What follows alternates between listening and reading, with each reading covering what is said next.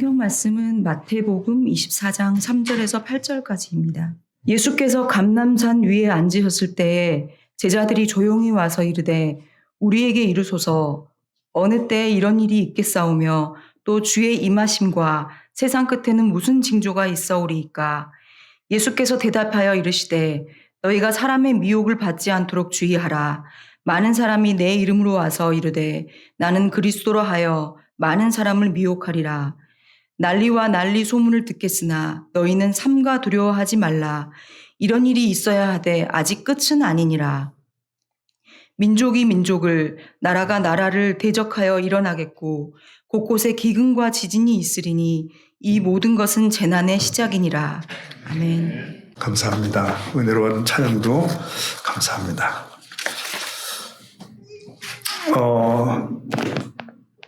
제자 중 한 사람이 성전을 가리키면서 감탄을 했습니다. 주님, 저거 보십시오. 저 웅장한 건물과 돌들을 보십시오. 대단하지 않습니까? 예수님의 대답은 좀 충격적이었습니다. 이 성전이 완전히 파괴되어 돌 위에 돌 하나도 남지 아니하리라. 자, 그러시고 예수님 일행이 감람산에 도착합니다. 그러자 제자들은 방금 말씀하신 바 그날, 그 세상 끝날에 대해서 여쭈어보았습니다. 근데 그들이 생각하는 끝날은 유대 나라의 정치적 해방이 오는 그것을 의미합니다. 그러니까 예수께서 이 지상에 강력한 나라를 세우시는 그날을 기대한 거죠. 그런데 정작 주님께서는 말씀하시는 세상의 끝은 다른 것이었습니다. 즉 새하늘과 새 땅이 임하게 될 이 세상의 마지막 날을 의미하는 말씀이었습니다. 여러분, 성경은 분명하게 이 세상의 끝이 있다고 가르치고 있습니다. 그러니까 시작은 천지 창조요, 끝은 예수 그리스도의 재림입니다. 여러분, 금년도 거의 기울어가고 있죠. 시간은 한없이 흘러가는 건 아닙니다. 시가 시작이 있는 것처럼 반드시 끝이 있습니다. 그래서 지금 우리가 보고 있는 모든 것들이 다 없어질 혹은 사라질 날이 있다는 것이죠. 오늘의 요지는 이겁니다. 우리는 오늘을 살되 그 마지막을 혹은 마지막 날을 준비하며 살아가는 사람이 되어야 된다는 것입니다. 자, 그런데 분명한 것은 이겁니다. 예수님께서는 세상의 끝이 언제라고 구체적으로 지정하신 바가 없다는 것. 그런데 그 날의 다가옴을 보여주는 주변 징조들이 있다는 사실은 덮어서 강조해 주셨습니다. 그러면 왜 징조를 미리 알려주실까요? 네, 미리 준비하라는 배려가 아니겠는가. 그러면 주께서 말씀하신 바의 그 징조들 몇 가지 정리해 보도록 하겠습니다. 첫 번째 징조는 이것입니다. 거짓 선지자들의 출현입니다. 네, 거짓 선자들의 출현. 여러분, 마지막 때가 가까우면 자칭 그리스도라고 하는, 자칭 구세주라고 하는 자들이 많이 나타난다는 거예요. 그래서 그들에게 미혹되는 사람들이 많아진다. 24장 4절 보면 이렇게 말씀하셨죠. 예수께서 대답하여 이르시되 너희가 사람의 미혹을 받지 않도록 주의하라. 5절 다 같이 봅니다. 많은 사람을 여기서 사람의 미혹을 주의하라고 말씀하십니다. 왜? 그들은 구세주가 아니거든요. 결코 그리스도가 아닙니다.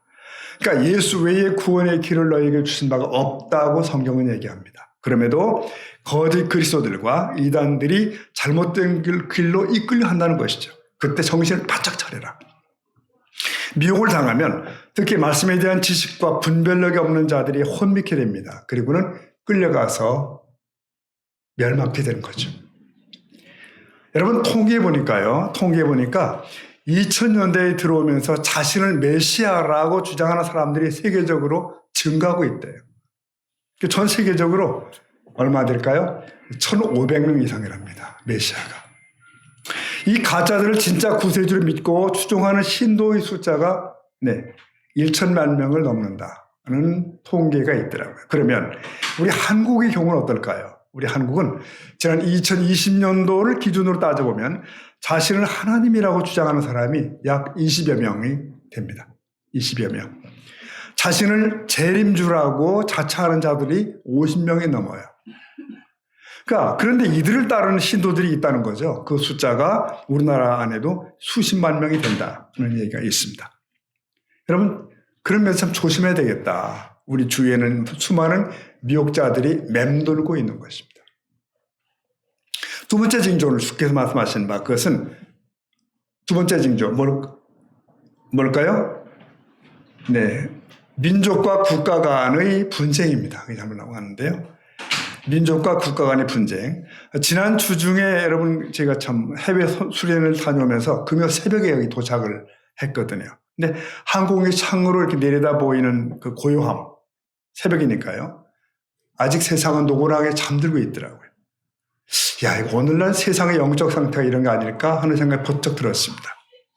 주님은 바짝 다가오시지만 사람들은 깊은 잠에 빠져있는 상태, 그런 것. 그리고 평화로운 흰 구름들이 지면을 덮고 있더군요. 하나님이 지으신 세상은 얼마나 아름다운가. 그런데 저 구름 밑에서 인간들은 얼마나 무지하고 또 잔인한가. 죽고 죽이는 전쟁 소식이 끊임이 없죠. 인류 역사 속에는 전쟁 없는 날이 없다고 합니다. 그런데 마지막 때가 다가오면 난리가 빈번하다. 국가 간의 분쟁이 더 많아진다고 하셨습니다.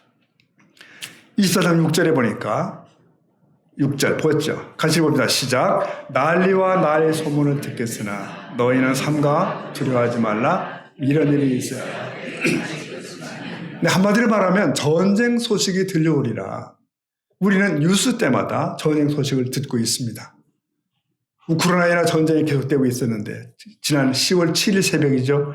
하마스의 이스라엘 공격 소식이 또 겹쳐 들려왔습니다. 이것은 지금 중동 전쟁을 확대될 조짐까지 보이고 있다는 걸 여러분 아실 겁니다. 그뿐인가요? 크고 작은 내전들이 아프리카 곳곳에서 지금도 전개되고 있습니다. 그러니까 지구촌 곳곳에서 난리 소문이 나는 거죠. 이런 식이면 한반도도 위험하다는 경고가 연일 나오는 것 여러분 아시죠? 네, 기도해야 되겠습니다. 여러분, 이 빈번한 전쟁 소식은 바로 종말이 조짐이에요. 이런 전쟁 소식에 대해서 너희는 삼가 두려워하지 말라고 하십니다. 뭐죠? 모든 일을 손 놓고 낙담하지 말아라. 종말이 바로 다가온 것은 아니다. 그것은 종말 재난의 시작이라고 주님은 예고를 하십니다. 시작이 되었다. 다음 세 번째 징조가 있습니다. 뭘까요? 네, 기근과 지진이 발생한다. 그때가 오면 자연재해들이 발발한대요. 특히 곳곳에서 기근과 지진이 발발할 거라고 말하고 있습니다. 우리는 지구의 온난화로 점점 사라져가는 북극을 봅니다. 그저 북극의 눈물을 보고 걱정만 할 일은 아니다. 24장 7절에 보니까요. 곳곳에 기근과 지진이 있으리니 8절은 이 모든 것은 재난의 시작이다. 아시죠? 지구촌 곳곳에 흉년과 굶주림과 지진이 발발하고 있습니다. 지진도 이렇게 또 잦은 적이 없는 것 같아요. 20세기 초만 해도 과학의 발전으로 해서 굶주림의 문제가 해결될 수 있다고 사람들은 믿었습니다. 그러나 어떻죠? 여전히 전 세계적으로 식량이 절대적으로 부족한 상태입니다. 우리가 아는 차들한 나라만 해도 사람들이 하루에 한 끼 혹은 두 끼를 먹는다. 그걸 여러분 아십니다. 이 21세기 와서는 지구 온난화 등이 심화되고 있고요. 각처의 홍수와 가뭄이 교차되고 있어요. 이게 단순한 자연재해가 아닐 수 있다. 그날의 임박한 징조라는 사실을 말씀 속에서 발견합니다. 그 외에 징조는 없을까요? 있습니다. 그리스도인들에 대한 납치와 박해가 있다고 말씀하셨어요. 이 멀쩡한 21세기 이 시대에도 예수를 믿는다는 이유만으로 박해를 받고 어려운 일을 겪습니다. 믿는 자를 잡아 때리거나 죽이는 일이 빈번하게 일어나고 있는 것이 지구촌입니다. 여러분, 그뿐 아닙니다.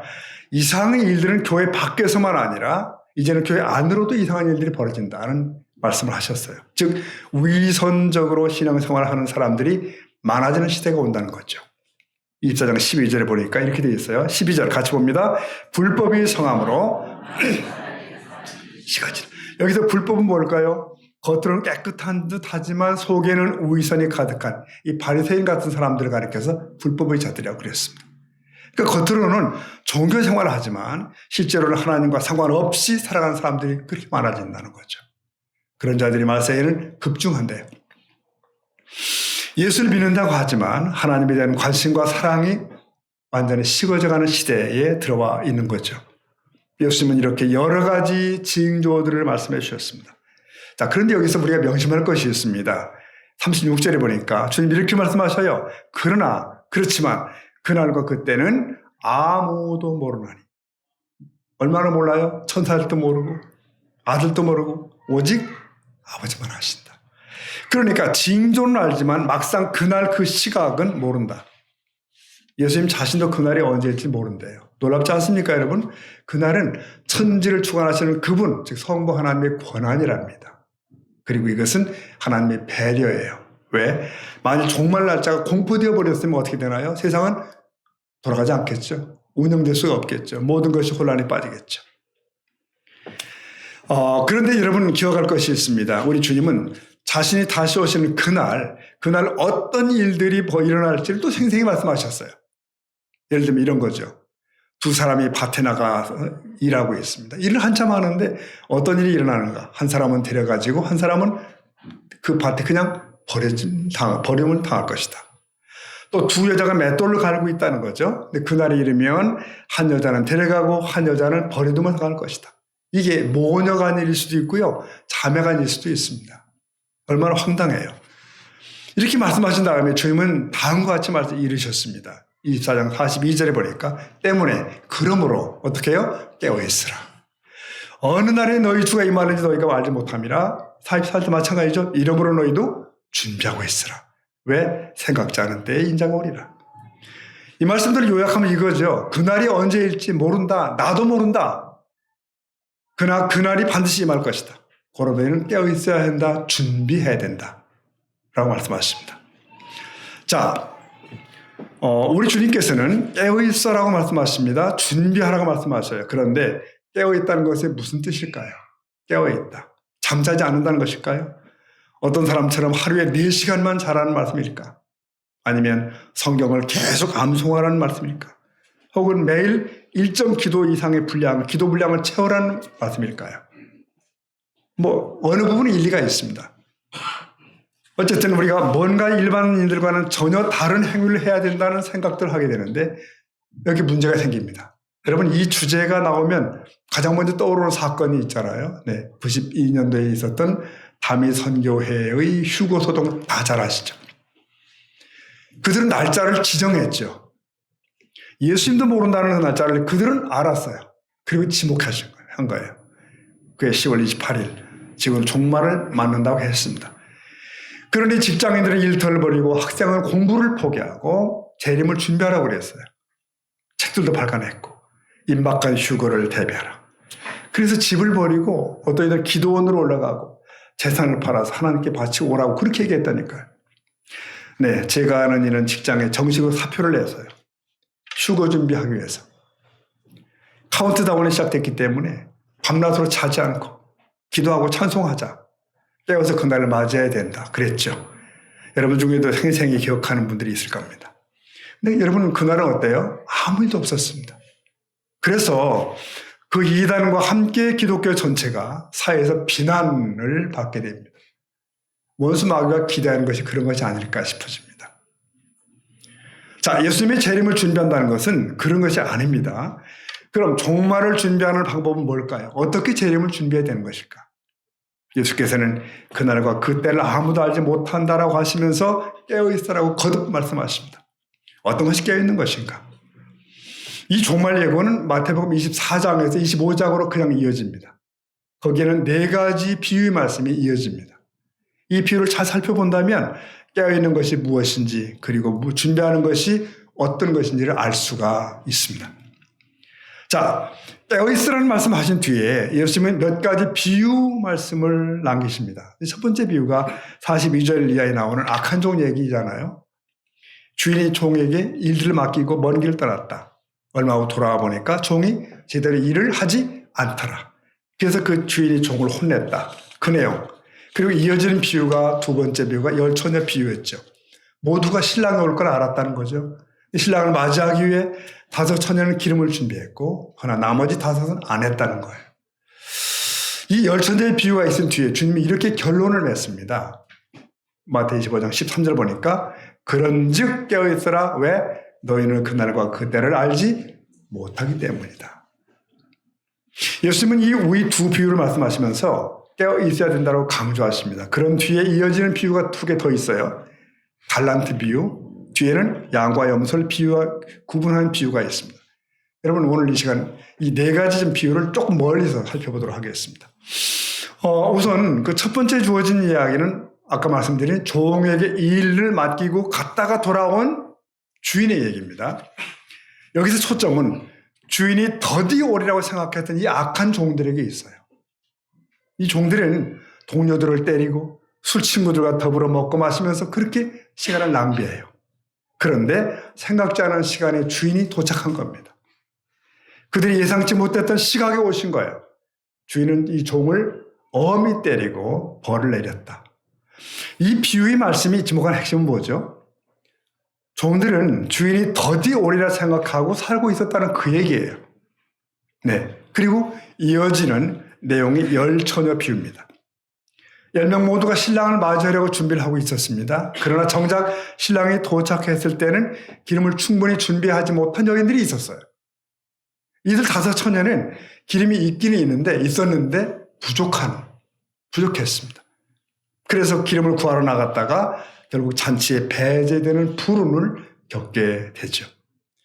우리가 이 비유를 볼 때마다 기름이 도대체 뭐지? 여기에 관심들이 많아요. 그런데 이 10처녀 비유는 기름이 뭔가 말하는데 핵심이 있는 것이 아닌 것 같습니다. 오히려 기름이 떨어졌다는 것을 가르쳐 주는데 핵심이 있어요. 자, 10명이 모두 신랑이 올 것을 알고 있었거든요. 모두가 신랑을 기다리고 있었어요. 그런데 막상 신랑이 왔을 때 이 5에게는 기름 등불을 밝힐 기름이 남아있지 않았습니다. 예수님이 재림이 그렇다는 거예요. 재림이 있을 것을 알고 있는 것과 재림을 준비하는 것은 전혀 별개의 문제라는 거예요. 이것이 10처녀 비유가 우리에게 경고하는 거예요. 우리들은 흔히 알고 있기에 나는 알고 있어. 그래서 준비가 되어 있는 거라고 착각할 때가 있습니다. 그러나 알고 있는 것과 준비가 되어 있는 것은 정말 다른 문제입니다. 10처녀 비유는 바로 그 얘기를 우리에게 하고 있습니다. 우리 각자에게 죽음이 도래하려는 걸 우리는 알고 있죠. 우리는 다. 그러나 그렇다고 해서 그 알고 있는 말을 준비한 것은 아니잖아요. 정리하면 당신은 예수님이 오신다는 것을 알고 있는가? 그렇다면 정말 그 날을 위해 준비하고 있는가? 정말 준비된 것이 있는가? 라고 묻고 있는 겁니다. 이것이 10처녀 비유의 핵심이에요. 예수님은 우리와 함께 거하실 처소를 마련하기 위해서 하나님께로 가셨습니다. 예수님은 신부를 데리러 곧 다시 오실 거예요. 교회는 예수님이 다시 오시는 것을 믿고 기다립니다. 교회는 예수님이 오실 때까지 뭘 하고 있어야 할지 분명합니다. 유혹에 빠지지 않는 것, 오직 신랑 한 분만을 사랑하는 것. 교회는 그래서 거룩한 집단입니다. 교회는 거룩입니다. 자, 그러신 후에 이제 본격적으로 어떻게 준비해야 할 것인가, 무엇을 준비할 것인가를 설명하십니다. 그 설명이 뒤에 이어지는 마태복음 25장의 2가지 비유입니다. 첫 번째 비유가 우리가 잘 아는 달란트 비유잖아요. 이 비유는 그냥 삶을 어떻게 살 것인가 하는 교훈이 아닙니다. 종말을 준비하는 자를 보여주는 비유예요. 달란트를 미천으로 받은 종들이 있습니다. 각각 1달란트, 2달란트, 5달란트를 받았다. 자, 그런 후에 주인은 멀리 여행을 떠나죠. 그리고 얼마 뒤에 주인이 돌아옵니다. 주인은 종들을 불러 모았습니다. 그 달란트를 어떻게 하는지 계산을 하자. 계산이 시작되었습니다. 그때 5을 받은 종은 얼마죠? 5을 더 남겨서 10을 가지고 주인 앞에 나왔어요. 드렸습니다. 2를 받은 종도 2개를 더 남겨서 주인에게 드린 거죠. 그런데 1달란트를 받은 종이 문제입니다. 그는 받은 바 하나를 주인에게 되돌려 드립니다. 너는 왜 그랬냐라는 질문을 받게 되죠. 그러자 그는 주인이 무서운 분이라서 행여 그 하나마저 잃을까 두려워서 이렇게 묻어두고 있었다. 그렇게 얘기합니다. 그때 주인이 뭐라고 하죠? 그 주인을 무섭게 책망합니다. 악하고 게으른 종이라고 그럽니다. 내쫓아버리죠. 이것이 달란트 비유의 내용이에요. 여러분, 이 비유가 주님의 재림을 말씀하는 흐름 속에 있다는 사실을 기억해야 돼요. 왜 이 달란트 비유가 여기 있지? 이 달란트라는 말은 여러분 아시는 것처럼 재능이잖아요. 탤런트. 이 달란트를 가진 종들의 이야기는 이 재림의 이야기와 어떻게 연결되는 것일까요? 네, 우리에게는 각자마다 하나님께서 주신 몫이 있지 않습니까? 능력이 있고요, 건강이 있고, 수명이 있고, 재물이 있고, 네, 또. 근데 주님이 오실 때 바로 그것을 계산하신다라는 힌트를 주는 것입니다. 내가 받은 그 달란트를 얼마나 잘 주님 마음에 맞게 활용했느냐를 물으십니다. 그 달란트로 이 세상에서 어떤 열매를 맺었는가를 따지시는 거예요. 주께서 오시면 우리 각인에게 하실 말씀이 많습니다. 그것을 계산하십니다. 여러분, 주의 재림을 준비하려면 생각해 봐야 됩니다. 나는 주께서 나에게 맡기신 바의 그것들로 과연 무엇을 하고 있는가? 나의 재능과 예컨대 소유를 올바로 사용해 많은 이익을 남기고 있는 것일까? 그렇다면 그것이야말로 종말을 준비한 자의 모습이에요. 그리고 이것은 평생을 거쳐 진행되어야 하는 숙제입니다. 여러분, 이어지는 또 다른 비유가 있다고 그랬죠? 31절 이하인데 이 비유는 양과 염소를 구별하듯 사람들을 좌우로 구별하시는 비유입니다. 예수님이 오시면 사람들을 오른쪽과 왼쪽으로 구별하여 세우신답니다. 그렇게 구별하시는 기준은 뭐죠? 네, 거기 보니 나오죠. 35절에 보니 주님이 이렇게 말씀하십니다. 내가 줄일 때 너희가 먹을 것을 주었고 내가 목마를 때에 마시게 했고 나그네 되었을 때에 영접을 했고, 네, 36절 다 같이 봅니다. 헐벗을 때에 옥에 갇혔을 때, 네. 자, 주님께서 지금 오른편에 세운 자들, 양, 그들을 칭찬하시는 말씀이에요. 너희가 이렇게 했다는 거예요. 그러자 이 사람들이 손사래를 치잖아요. 아니, 주님, 저희가 언제 그렇게 해드렸나요? 제가 언제 주님을 그렇게 돌봤나요? 그때 주님께서 이렇게 말씀하시죠. 25장 40절. 지극히 작은 자 하나에게 하는 것이 곧 뭐죠? 내게 한 것이라. 네. 이 비유가 어디 있다고요? 재림 이야기 속에 들어있습니다. 재림하신 주께서 우리를 판단하시게 될 매우 중요한 근거 하나를 알려주십니다. 그것은 우리가 살아가면서 만났던 사람들에게 어떻게 대했는가 하는 것이죠. 어떻게 상대했는가. 그들과 어떤 관계를 맺었는가. 그런 질문입니다. 왜? 사람은 누굴 막론하고 다 하나님의 형상을 지닌 존재들이기 때문에 그렇습니다. 내가 함부로 상대가 아니라는 거예요. 우린 피차간에 그것을 깊이 인식해야 될 줄을 믿습니다. 하물며 교회 공동체였어요, 여러분. 그것이 우리의 언행을 결정합니다. 여러분, 정말 우리 주위에는 외면되어 버린 그런 일들이 참 많죠. 네. 우리나라가 지금 선진국에 진입했다는 말들을 많이 합니다. 감사한 일이죠. 그런데 자살률도 세계 1위 국가라는 거 아십니까? 참 대단한 나라죠. 네. 이런 통계를 지금 찾아봤습니다. 지난 3년간이죠. 3년간 코로나로 인한 사망자가 3만 6천 명 정도 된대요. 3만 6천 명. 여러분, 그런데 같은 기간에 자살자가 약 4만 명이라는 거 아십니까? 4만 명. 더 많죠. 그러니까 외면된 사람들의 고통은 그 전염병보다 더 무서운 거예요.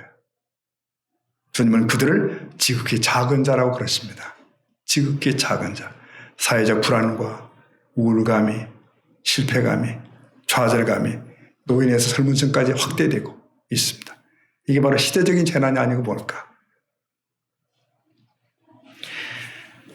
양과 염소의 비유는 그래서 물론 지극히 작은 자들을 살피라는 의미가 있습니다.